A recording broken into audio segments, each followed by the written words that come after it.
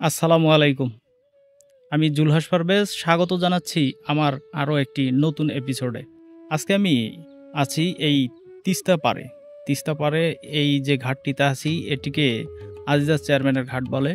এই ঘাট থেকেই আমরা নৌকা যোগে যাব। আমার পিছনে এই যে দূরে যে চরটি দেখা যাচ্ছে এই চরটিতেই যাব। আজকের এই ভিডিওতে আমি তুলে ধরার চেষ্টা করব সেই চরের দুর্গম চরের মানুষের জীবনযাপন, শুনবো তাদের সুখ দুঃখের গল্পগুলো। আশা করি পুরো ভিডিওটি আমাদের সঙ্গেই থাকবেন।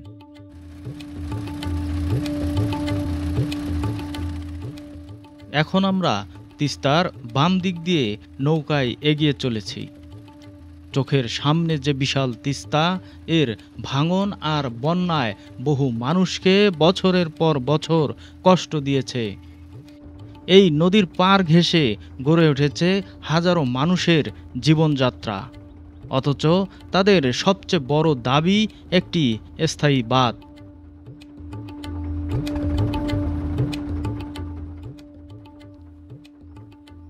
এই বাঁধের দাবি নতুন নয়, বহুদিন ধরে স্থানীয়রা আশা করছে এখানে একটি স্থায়ী প্রতিরক্ষা ব্যবস্থা গড়ে উঠুক।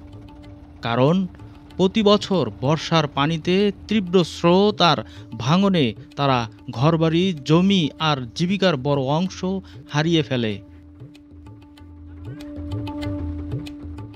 আজও সেই স্বপ্ন পূরণ হয়নি। তবে তিস্তার বুকে চলতে চলতে মনে হয়, যদি এই নদীর দুপারে একটি কার্যকর বাঁধ গড়ে ওঠে তবে বদলে যাবে পুরো অঞ্চলের ভাগ্য। এই চরাঞ্চলগুলো হবে নিরাপদ, মানুষের জীবন হবে আরও স্থিতিশীল।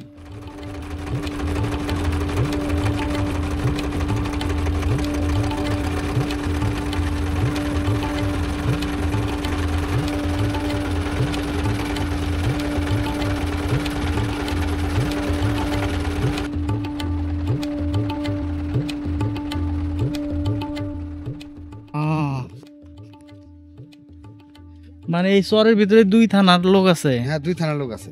এটা হলো হাতিবান্ধা থানা। এটা হাতিবান্ধা, ওইটা হলো ডিমলে। হ্যাঁ ওই চরের মাঝখানে যায় একটা রাস্তা আছে। হ্যাঁ হ্যাঁ। এই বাড়িগুলো পশ্চিম দিকে। হুম। রাস্তার পশ্চিম পাশে ডিমলে, হ্যাঁ। আর পূব পাশে হলো হাতিবান্ধা। এই চরের নাম কি? এই চরের নাম তো ওই হাতিবান্ধা চর ধুপনি। চর ধুপনি চর। আর যে কেল্লাপাড়ার চর কয় যে, ওটা তাহলে নদীর ওপাশে যেতে হবে। ওটা অনেক দূর। মানে ওই বাড়িগুলো দেখা যায় না? হ্যাঁ, হ্যাঁ, বাড়ি দেখা যায়। হুম। তারও পূব পাশে। ও, ওটাও ডিমলা থানা। অনেক দূর না? ওটা অনেক দূর। এখান থেকে আবার যে 5-7 কিলো যাওয়া লাগবে ওই চরে যাইতে গেলে। হ্যাঁ, ওই চরে এসে এই সবুজ ধান ক্ষেতগুলো দেখে প্রথমেই বিস্মিত হয়ে গেলাম। সবুজ ধান ক্ষেতগুলো দেখেই মনে পড়ে গেল, এই তো আমার চিরচেনা সেই বাংলার রূপ।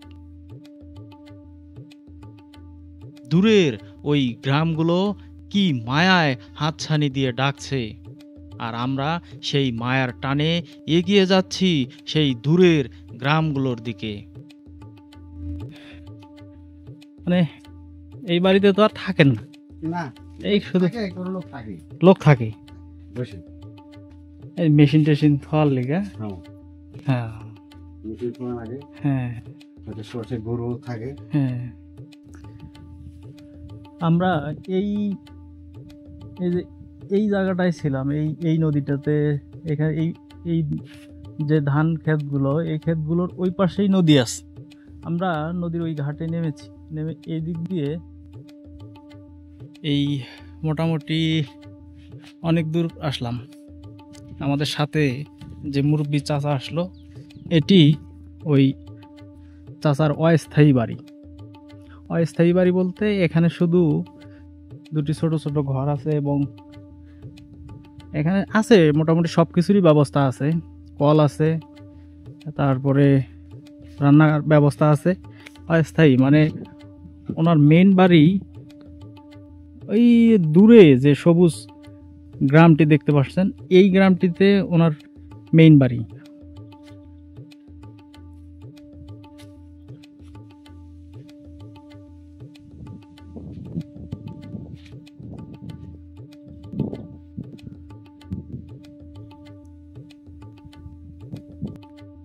আমি এই বর্তমান যে জায়গাটিতে আছি এটি কিন্তু হাতীবান্ধা থানা। এখানে বিষয়টি এরকম যে এটি তিস্তা নদীর একটি চর, কিন্তু এই চরটি আপনারা এখন বর্তমান যে অবস্থায় আছে এটি যদি দেখেন তাহলে বুঝতেই পারবেন না যে এটি একটি চর। সারা এই পুরো চরটি এখন শুধু এরকম ধান ক্ষেত, আর পুরো চরটি এরকম ধান ক্ষেত, আর এত সবুজ আর সবুজ, আর এই সবুজের মাঝে মাঝে কিছু বাড়ি আছে। এখানে কিছু স্থায়ী বাড়ি আছে যে বাড়িগুলোতে মানুষ স্থায়ীভাবে বসবাস করে, আবার এখানে কিছু বাড়ি আছে যেগুলো অস্থায়ী বাড়ি। যেমন এই যে এই দিকটাতে যে চাচার সাথে আসলাম তার যে বাড়িটি, এটি কিন্তু অস্থায়ী বাড়ি। এখানে যখন প্রয়োজন হয় তখন থাকে, যখন প্রয়োজন হয় না তখন এখানে কেউই থাকে না। এরকম কিছু বাড়ি আছে। তবে এই বাড়িগুলি, এই আমার সামনের এই বাড়িগুলো, এগুলো যেরকম হাতীবান্ধা থানার বাড়ি, অর্থাৎ লালমনিরহাট জেলার হাতীবান্ধা থানার এরিয়াতে এই বাড়িগুলো সেরকম। আবার এই দিকটাতেই পাশেই এই সামনের এই বাড়িগুলো, এগুলো আবার ডিমলা থানা, এবং এটি হলো নীলফামারী জেলা ডিমলা থানা। এবং এর পরে এই যে দূরের যে বাড়িগুলো দেখছেন এগুলো সবই নীলফামারী জেলা এবং ডিমলা থানার মধ্যে পড়েছে এই বাড়িগুলো। তবে আমরা ওই বাড়িগুলোতেই যাব এবং দেখব তাদের জীবন জীবিকা, সেই সাথে এই সংগ্রামী জীবনের কথা তাদের মুখ থেকেই আমরা জানার চেষ্টা করব। আমরা যখন এই চরে আসার জন্য রওনা হয়েছি তখন মোটামুটি আকাশ অনেকটা ভালোই ছিল, একদম খুব রোদ ছিল। তবে এখন আকাশ অনেকটাই অনেক মেঘলা। তারপরেও যে আবহাওয়ার যে একটা গ্লুমি ভাব, এটা খুবই অন্যরকম। বিশেষ করে আমরা যারা এই আবহাওয়ার সাথে অভ্যস্ত না তাদের জন্য খুবই অস্বস্তিকর একটি ভাব। কারণ একে তো আমরা একটি লম্বা রাস্তা হেঁটে এসেছি, সেই সাথে এই গ্লুমি ভাবটা সব মিলিয়ে শরীর খুব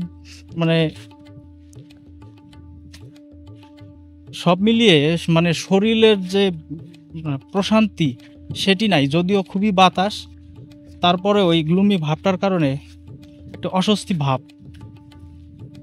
চলুন যাওয়া যাক সামনের দিকে, দেখি কি অবস্থা। তবে আমরা ওই বাড়িগুলোতে গেলে হয়তো এখানে হালকা কিছু গাছপালা আছে, গাছপালা তো নাই, পুরো এলাকাটিতেই কোনো গাছপালা নেই। তারপরও আমরা হয়তো ওই এলাকাটিতে গেলে কোথাও একটু ছায়ার মধ্যে বসার একটি ব্যবস্থা করতে পারবো, আর কি বসার একটা জায়গা খুঁজে পাবো। তবে আমাদের ছাতা নিয়ে আসা উচিত ছিল। আমাদের যারা নিয়মিত চরে আসা যাওয়া করে তারা বলছিল যে একটি ছাতা নিয়ে গেলে ভালো হয়, কিন্তু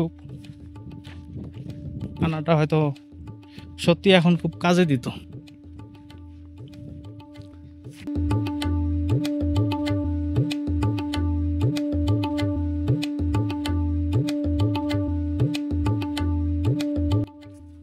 চরে এই যে দুই পাশে ধানি জমি এবং এই যে মাঝখানের যে মাল্লি বা আইল, এই মাল্লিতে প্রচুর ঘাস। আমাদের এই গ্রামগুলি থেকে অনেকেই আসে এই ঘাসগুলো নেওয়ার জন্য, এবং তাদের গরু ছাগলের জন্য এই ঘাসগুলো কাটার জন্য অনেকেই আসে। কিছুক্ষণ আগে একজনকে দেখলেন যে মাথায় অনেক ঘাস নিয়ে যাচ্ছে। তারা কিন্তু এই মাল্লির ঘাসগুলো এবং এই জমির যে আগাছাগুলো হয় সেগুলো তারা নির্নি দিয়ে এখানে রাখে, সেই ঘাসগুলো কিন্তু তারা নিয়ে যায়। ক্যামেরায় আসছে কিনা, এই যে দূরে গ্রাম, একদম একটি লম্বা গ্রাম দেখতে পাচ্ছি, অনেক বড়, একদম এই পাঁচটি থেকে এই পাঁচটি পর্যন্ত অনেক লম্বা একটি গ্রাম।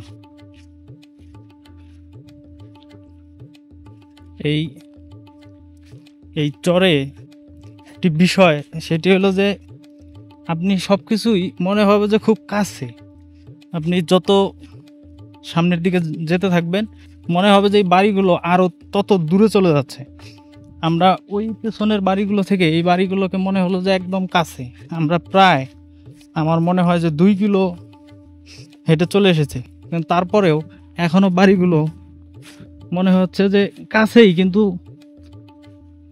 আমাদের আরও অনেক দূরই হাঁটতে হবে।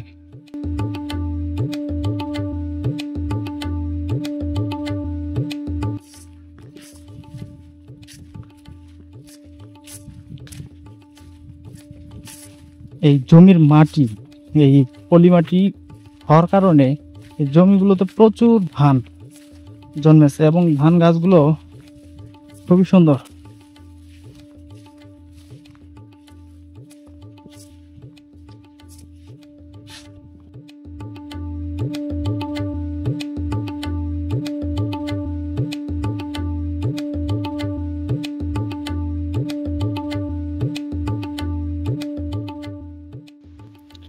লম্বা একটি সময় হেঁটে আমরা এই চরের জনবসতিপূর্ণ যে এলাকাটি রয়েছে সেখানে এসে পৌঁছালাম।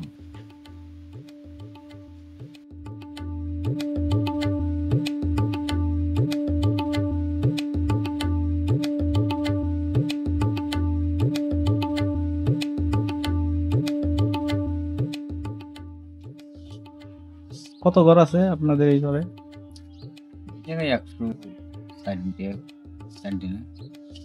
160 ফ্যামিলি আছে না? হ্যাঁ, মানে 160 জনে এগুলা স্থায়ী বসো। আপনারা, আপনার জন্ম কি এই জায়গায়? আপনার জন্ম এই চরেই? তাই এই চরেই বড় হইলে? আচ্ছা, মানে তাহলে এই চরের বয়স অনেক, এই চরটা তাই না? একবার ভাঙছিল আবার হ্যাঁ, মানে কোনো সময় বাড়ি ঘর ভাঙাভাঙি করা লাগে নাই? একবার ভাঙছিল, একবার বাড়ি আসে ভাঙে যায়, আবার ওই জায়গায় চলে গেছিল, আবার চোর উঠছে, আবার এখানে চলে আসছেন। বাড়ি ঘর ভাঙাভাঙি করা লাগছে তাহলে? হ্যাঁ। কেমন জমি আবাদ করেন? এরকম 10-12 জন করে এরকম নিজস্ব জমি না কন্টাক্ট? কন্টাক্ট আছে, নিজস্ব আছে। বেচার জন্য তো আবার শহরে যাওয়াই লাগে। আপনাকে এটা ডিমলা থানা? ডিমলা থানা। আপনাদের এদিকে কাছে কি হয়, মানে কোনো কিছু বিক্রি করার জন্য কোন দিকে যান? বিক্রি করলে বড় এদিকে আপনাদের জন্য কাছে, যদিও ডিমলা থানা, কিন্তু এই পাশে কাছে হয়। হ্যাঁ, তোমার এই যে দোকানে দেখি ওষুধও আছে, ডাক্তারি করো? হ্যাঁ হ্যাঁ হ্যাঁ হ্যাঁ, মানে সাময়িক চিকিৎসার যে ওষুধগুলো না? গ্যাস্ট্রিকের ওষুধ, জ্বরের ওষুধ, হ্যাঁ, কাশ।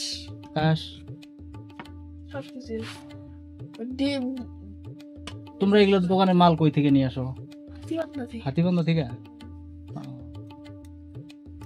তাতে হাতিবান্ধা থেকে মাল আইনা পোষায় ব্যবসা? হ্যাঁ, একটু দাম বেশি ধরো মনে হয় না? পাওয়া তো যায়। মিনিট কাট, হ্যাঁ, মিনিট কাট ওই জায়গায় হলো 30 টাকা, এই জায়গায় আমরা বেশি 32 টাকা। 32 টাকা 2 টাকা হয় বেচা বিক্রি না? কিরকম বেচা বিক্রি? দিনে তো তাও 1000 টাকা হয়। 1000 টাকা হয়। আগে বেশি হয়েছে, কারণ তো কেউ নাই তো, আগে চুক্তি কেমন করছে সবাই। স্কুলে লেখাপড়া করো নাই? করছি। কোন ক্লাস পর্যন্ত? 5। স্কুল কই? এই যে মন্ডলপাড়া, ওই যে জগদীশের বাড়ি ওই জায়গায়, ওই স্কুলে নৌকা দিয়ে যাওয়া লাগে না? হ্যাঁ। এখন স্কুলে যাও না? 5 পাস করছি তো। হ্যাঁ, গহিরালি স্কুল আছে না? হ্যাঁ হ্যাঁ, ওই জায়গায় যাব। ভর্তি হবা? হও নাই এখনো?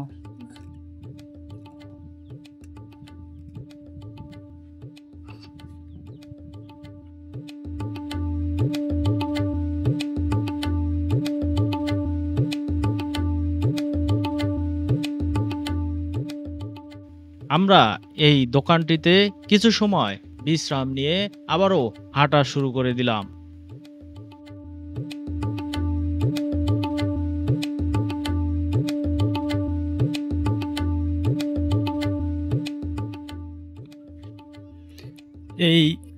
এই চরটিতে মোট 120টি পরিবার আছে।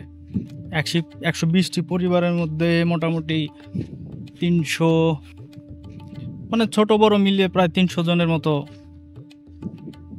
ছোট বাচ্চা এবং বয়স্ক মানুষ মিলে 300 জন সদস্য আছে আর কি পুরো এই চরটিতে। তো এই 120টি পরিবারের এখানে নামাজের ব্যবস্থা আছে। তারা একটা মসজিদ তৈরি করেছেন, যেটি এই যে এখানে একটি মসজিদ আছে, এই মসজিদটিতেই তারা নামাজ আদায় করেন। তাদের জন্য এখানে একটি মসজিদ আছে, যেটি আমি দেখার পর আমার খুবই ভালো লেগেছে, যে এইরকম একটি দুর্গম চরে তারা নিজ উদ্যোগে একটি এখানে মসজিদ তৈরি করেছে এবং যেখানে 5 ওয়াক্ত নামাজ হয়। জিনিসটি সত্যি আমার কাছে খুব ভালো লেগেছে।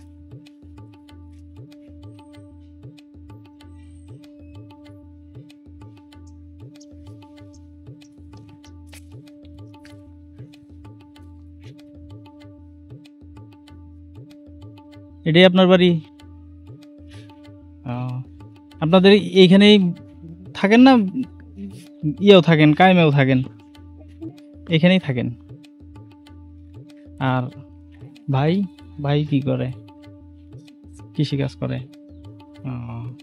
চলে তো, আল্লাহ রহমত ভালোই। কেমন আছেন? আছেন ভালো।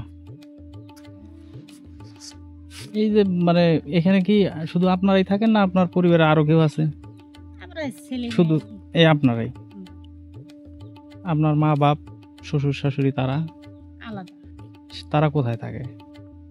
আমার শ্বশুর থাকে তালেব মোড়ে, আমার বাবা মা থাকে ধুবনিতে, চর ধুবনি। এখানে কতদিন থেকে থাকেন? 1 বছর থেকে। আপনাদের এই যে মনে করেন যে মোটামুটি শহর থেকে তো অনেক দূরে, চর এলাকা, অনেক কিছু সমস্যা হয় না? হয়। সেগুলো কিভাবে মেকআপ টানেন? যেমন ধরেন যে এখানে তো আর হাট বাজারও নাই, তাই না? কষ্ট হয়। হ্যাঁ হ্যাঁ। তারপরও আছেন তো ভালোই, সব মিলে তারপরও আছেন, আলহামদুলিল্লাহ ভালোই আছেন। আল্লাহ যে যাকে যেরকম রাখে, হ্যাঁ হ্যাঁ, ওটাই সুখী। হ্যাঁ সেটা বেশি চাওয়া যায় না। সেটাই। সোলার আছে দেখি। হ্যাঁ, ফ্যান ট্যান ঘুরে। আর ওই মেশিন আবাদ করে ভাই নাকি? হ্যাঁ, কন্ট্রাক্ট কিরকম, কত করে নেয় জমি দন করা? জমি বুঝা দাম। তাই তারপরও কি আবাদ করে পোষায়? চলে আর কি। বাল বাচ্চার লেখাপড়ার চিন্তা ভাবনা ওই পারে রেখে দিয়েছেন লেখাপড়া করার জন্য? ওই লেখাপড়া করার জন্য যায়। কোন ক্লাসে পড়ে? শিশুতে পড়ে।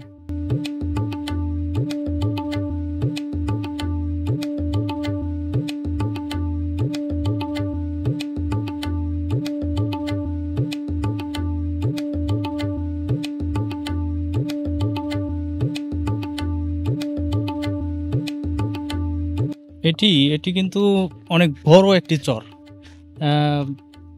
চরটা এই পাশ থেকে শুরু হয়েছে এবং এখানের একটি ইন্টারেস্টিং বিষয় আপনাদের দেখায়। সেটি হলো যে এই সাইডটিতে তিস্তার সেই শেষ প্রকল্প তিস্তা ব্যারেজ।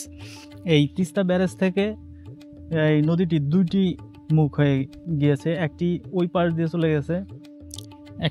চলে গেছে, সেটি হলো মূল তিস্তার যে প্রবাহ, পানির প্রবাহটা, মূল পানিটা ওই পাশ দিয়ে যায় এবং এই পাশ দিয়ে যে ছোট একটি নদীর শাখা বের হয়ে এসেছে এবং সেই সাথে এখানে মিলিত হয়েছে যে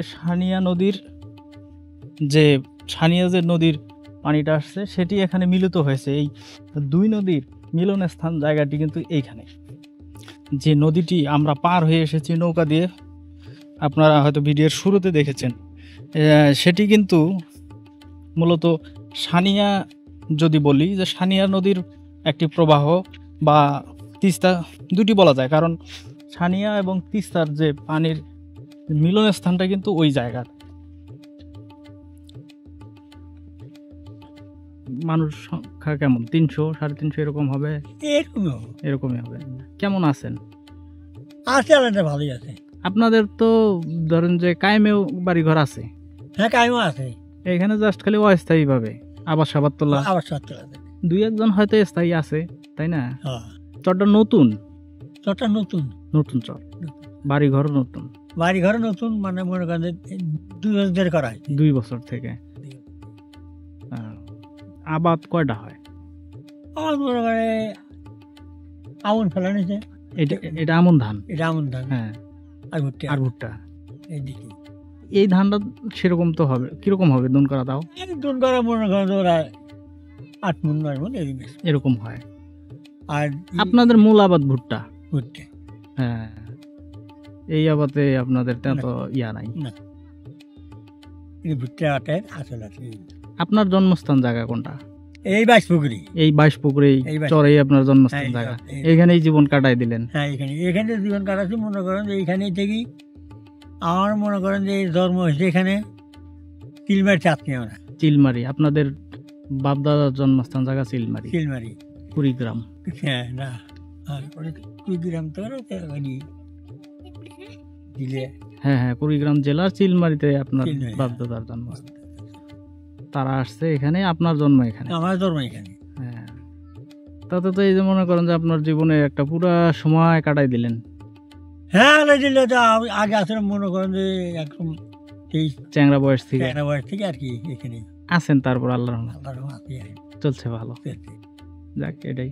এখন মনে করেন যে এই না করি কি করি, তখন আর বুদ্ধি নাই তো। গেছি এখান থেকে, গেছি মনে করেন ইয়েতে গেছি, পাটগ্রামে গেছি, হ্যাঁ হ্যাঁ, জায়গা তো মতো নিয়ে আসবেনি। ওইখানে বাড়ি করছিলেন পাটগ্রাম যায়? ওই তো ওই খাসমাইট বাড়ি আর কি, ও ঢল্লা আছে না, হ্যাঁ হ্যাঁ, ধরলা। ঢল্লার উপরে। ওইখানে কত বছর ছিলেন? ওখানে আসলাম 18 বছর। আপনার বয়সে কতবার বাড়িঘর ভাঙা পড়ছে এরকম? বাড়ি ঘর ভাঙা হলে ওরা মনে করেন যে আরো বোধ হয় 50-60 বার হয়েছি। 50-60 বার? তারপর আপনি হাইসা হাইসা বলতেছেন যে 50-60 বার বাড়িঘর ভাঙা পড়ছে? ওই বাড়ি ঘরে আপনি দেখলে আপনাদের তখন থাইলে বসা তো কোথায় ইলে বাচ্চা থাকো। আচ্ছা, এই মনে করেন যে ইকুল ভাঙে উকুল করে, হ্যাঁ হ্যাঁ, এই তিনের খেলা। এইরকম 50-60 বার বাড়িঘর ভাঙছে হ্যাঁ, আপনার বয়সে? আমার বয়সে মাশাআল্লাহ। মনে করেন যে একবার এই বাড়ি ভাঙ্গিয়া মনে করেন যে ও সুতি ঘাট গেলাম, হ্যাঁ হ্যাঁ সুতি ঘাটতে ভাঙ্গিয়া ফির বাস হয়ে আসলাম, হ্যাঁ বাস হয়ে আসে কিছুদিন থেকে ফির আবার গেলাম সুতি ঘাটে, হ্যাঁ, ওখান থেকে ফির আবার বাস পুকুরে, খালি আপ ডাউন, মানে এদিক ওদিক খালি। কিন্তু তারপরও যে কইতেছেন যে ভালো আছি, তাহলে কি মায়ায় থাকেন? মায়াটা কি? ময়া মানে আবাদ করা লাগে, আবাদ করা লাগে। আবাদ করা লাগে। আর এদিক মনে করেন যে তোর খালি সুবিধা আছে, গরু ফেলা যায়। হ্যাঁ, কিন্তু এই যে বাজার ঘাট নাই, অনেক কিছুরই প্রয়োজন হয়, তাই না? হয় তখন ওরা হাতি বান্ধা যায়, হাতিবান্ধা যান। হাতি বান্ধা। আপনারা কিভাবে বাজার করেন? ধরেন যে 1 সপ্তাহের বাজার নিয়ে আসলেন বা 15 দিনের বাজার নিয়ে আসলেন। এক সপ্তাহ নিয়ে আসি, কেউ যার মনে করেন পয়সা করে আছে তাই 1 মাসের নিয়ে আসে। আচ্ছা, বর্ষাকাল ধরে যাতে আর কি যাওয়া না লাগে, যাওয়া না লাগে। ঠেকাই মনে করেন নুন মরিচ তেল হ্যাঁ হ্যাঁ, আর কিছু লাগে না, আর আলাদাতে যা মনে করেন সব আবাদ করে খান। সব আবাদ করে খাই। না, আপনারা তো কেমিক্যাল মুক্ত জিনিস খান, এর জন্য এত শক্তি। যাক, আমাদের তো মনে করেন যে এই জিনিস মনে করেন আমাদের এই যে এই তৈরি তরকারি হ্যাঁ, একটা দিনে তো আগে তো মনে করেন কোনো ওষুধের ইয়ে কোনো নাই। দিন তবে একটা জিনিস ভালো লাগলো, আপনাদের এই যে মসজিদ করছেন একটা, ভালো লাগলো জিনিসটা। মসজিদটা করবো, মসজিদটা এই হাফ করার কথা, হ্যাঁ হ্যাঁ, টাকা পয়সা তোলা হয়েছে, কিন্তু পানি কোনো এলাকায় ইতিহাস নামাজ তো 5 ওয়াক্ত হয়, হ্যাঁ নামাজ 5 ওয়াক্ত হয়। হ্যাঁ। যাক, আপনার বাচ্চা কাচ্চা? আমার হ্যাঁ, বাচ্চা কাচ্চা আছে, বেটা হলে 5টা বেরিয়ে সবাই কি এই চরেই থাকে না বাইরে অনেকে আছে? বাইরে আছে 3টে, মানে বাইরে বলতে ঢাকায় না? এই ঢাকা আছে ও, মনে করেন যে ওরা হয়তো বাইরে বাড়ি টাড়ি করছে হ্যাঁ। কায়েমের ওইদিকে। এই মুরব্বী যেমনটা বলছিলেন যে এখানে তারা অনেক কারণেই থাকে। একটি হলো তাদের আবাদ করার জন্য, একটি তাদের আবাদ সাবাদ করার জন্য, এবং আরও কিছু হলো যে এই যে গৃহপালিত যে পশু, এগুলো এখানে লালন পালন করা খুবই সহজ। এই যে দূরে যে ঘরটি দেখতে পাচ্ছেন, এখানে প্রচুর গরু আছে, আমরা সেখানে যাব, গিয়ে আপনাদের দেখাবো।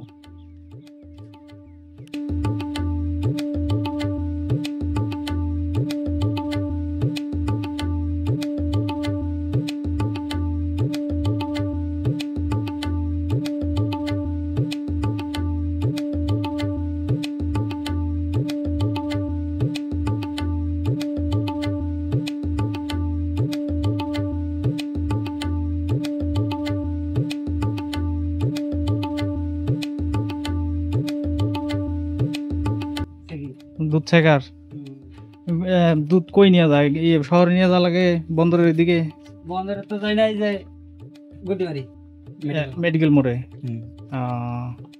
ওই যেটা আছে। কয় কেজি হয় তাও দুধ?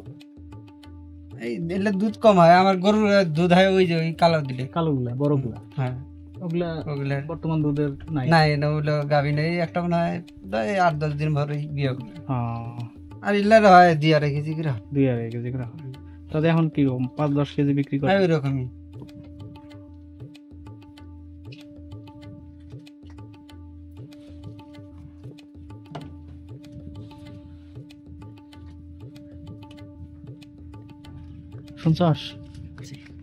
শুনছস তো?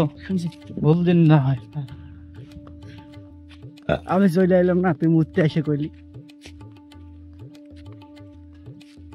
কাহাক কইলাম চলে যাই না রে বন্ধ যাও কোন কি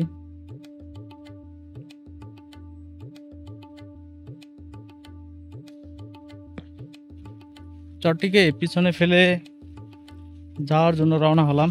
মোটামুটি একটা লম্বা সময় এখানে অতিবাহিত করলাম। আর এখানে ছোট্ট একটি দোকান আছে, তবে আমরা হালকা পাতলা নাস্তা খাওয়ার জন্য আমাদের ব্যাগে আজকে নিয়ে এসেছি, যে কারণে আর আজকে দোকান বা কোনো বাজারের অপেক্ষা আমাদের করতে হবে না। এখানে এখনো আমাদের অনেকটুকু পথ যেতে হবে সেই নৌকার জন্য, যে কারণে আমরা মোটামুটি এখন 2টা বাজে দুপুর, আমরা বের হয়ে গেছি। আমরা আর সেখানে থাকাও সম্ভব না, কারণ কোনো গাছপালা নেই। গাছপালা ছাড়া এই জায়গায় আর বেশিক্ষণ থাকা সম্ভব না, যে কারণে আমরা যাওয়ার জন্য রওনা হয়েছি। আমরা প্রথমে যে চাচার বাড়িতে এসে আমরা পানি নিয়েছি এবং একটু রেস্ট নিয়েছিলাম, সেই চাচার বাড়িতে যাব। সেখানে গিয়ে আবার একটু রেস্ট নিয়ে আমরা আবারও হাঁটা শুরু করব নৌকার দিকে।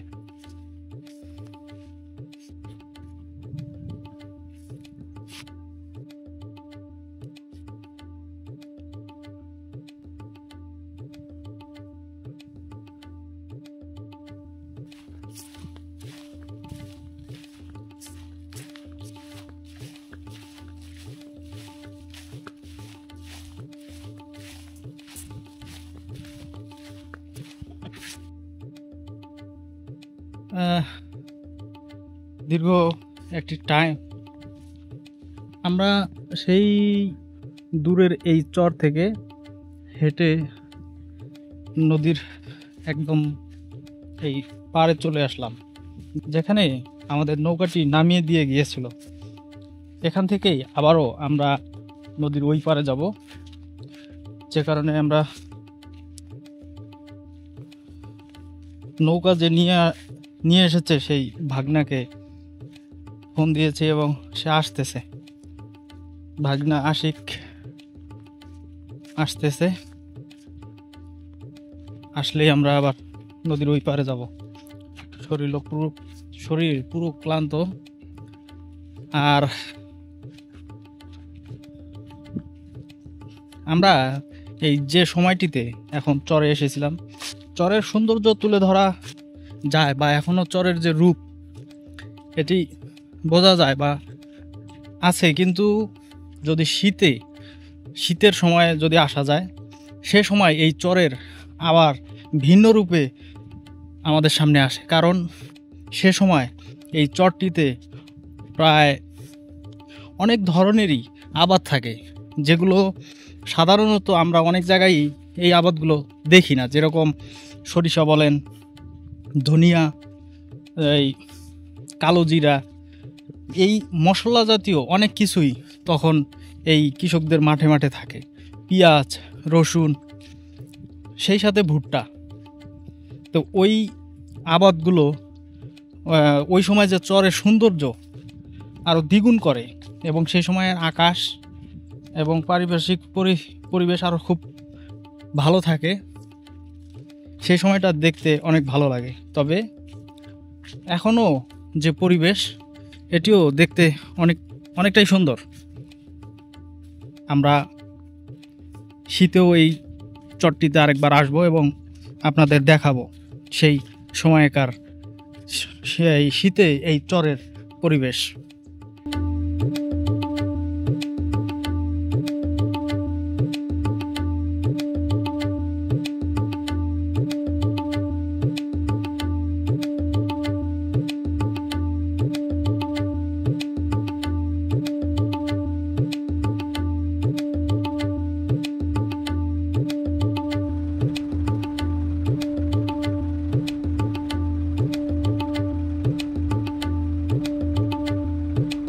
সম্পূর্ণ ভিডিওটি দেখার জন্য ধন্যবাদ জানাচ্ছি।